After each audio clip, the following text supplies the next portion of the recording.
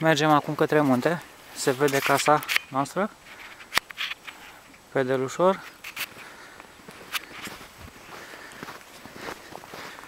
Și acum mergem pe un traseu prin zăpadă. Nu a fost curățată.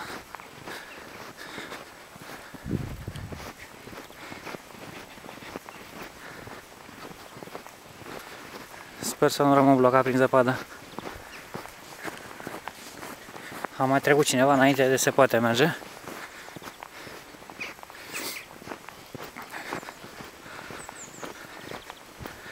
Aici suntem la circa 100 de metri de casă. Încă una sus.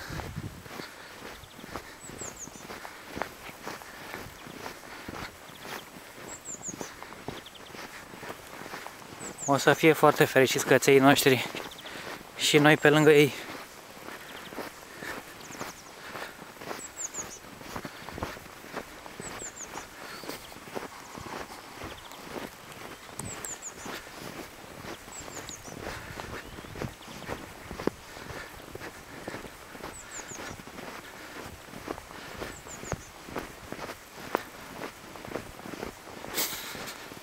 Și am ajuns la râu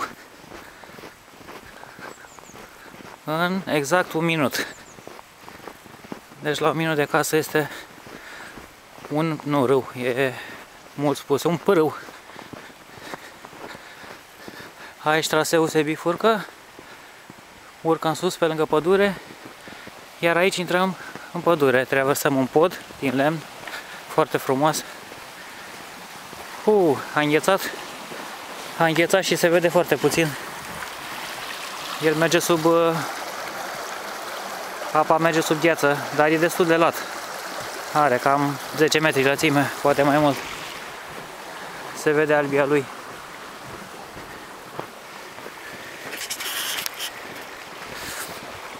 Aici iar o potecă amenajată. Se poate merge înainte sau se poate merge în sus. Hai să urcăm puțin. Ba, nu mai urc, obosesc.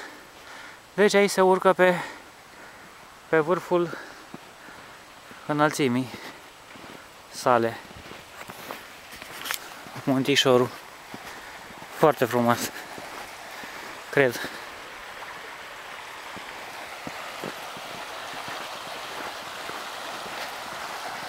Se poate auzi susurul izvorului minunat,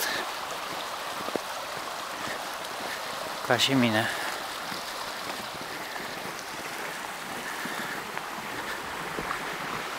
Probabil că vom scrie și noi ceva pe balustrada podului. Și acum să ne întoarcem.